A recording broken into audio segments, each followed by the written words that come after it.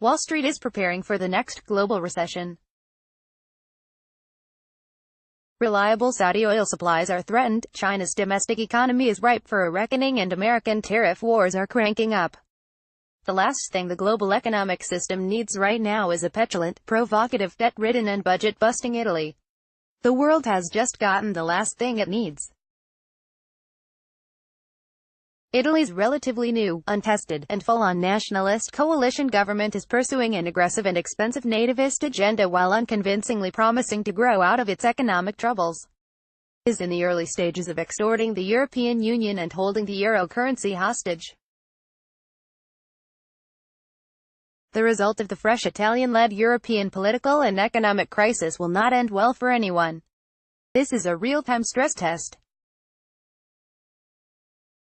Despite all the world's flashpoints, from Syria to North Korea, it is more likely that the next global crisis will be coming from an American ally and NATO partner nation that is the EU's third largest, and the world's eighth largest, economy in the world.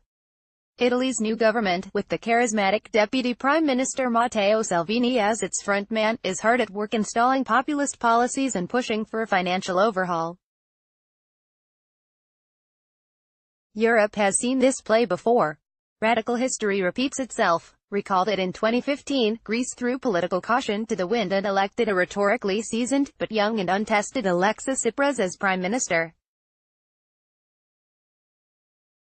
The first and most prominent of a new wave of elected southern European populists threatened Brexit, an exit from the Eurozone.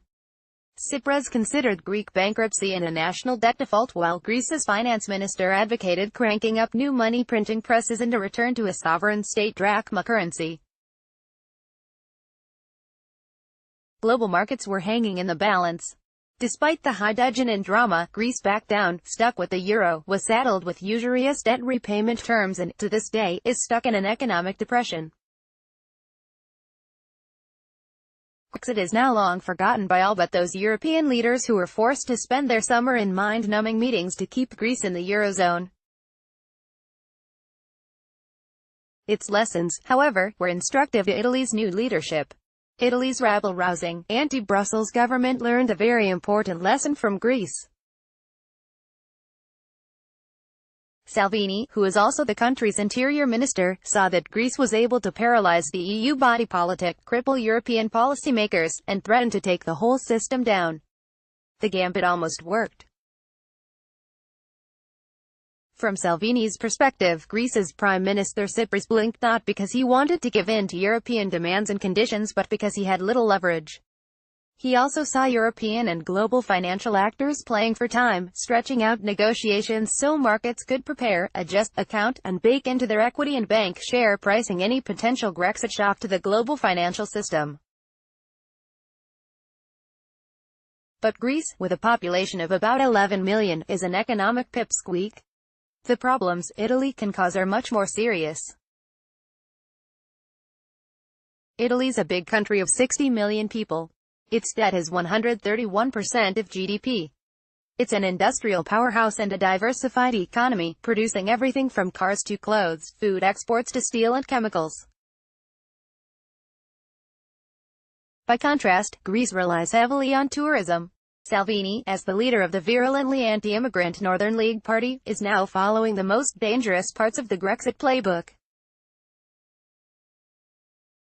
Instead of backing down the way Greece eventually did, Salvini is threatening to stand firm against EU pressure, leveraging Italy's size and financial throw weight to suggest a credible economic murder-suicide pact. Italy voted in populist leaders earlier this year. The election results immediately brought down banking shares.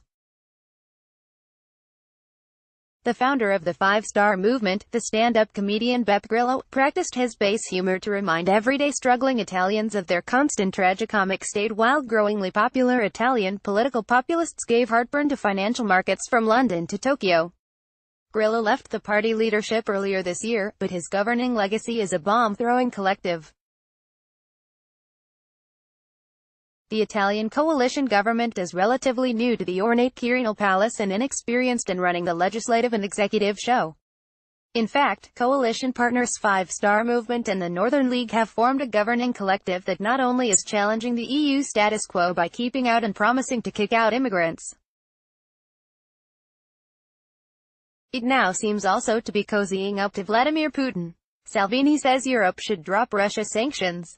Further, Salvini is now mulling an insurgent run for the European Commission presidency.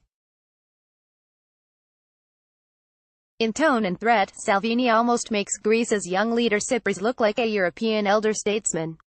Italy's populist anti-austerity measures, social service, and welfare expenditures and EU-opposed subsidies may help take down the global financial network, but some things are looking up. Flying high, in fact. The Italian coalition government is making sure its national Italian airline is cleared for takeoff. Subsidies and state investments are relaunching Alitalia, a symbol of national pride, if not exactly a paragon of efficiency. The next to last thing the world needs in increasingly volatile global markets, however, may be another money-losing national airline.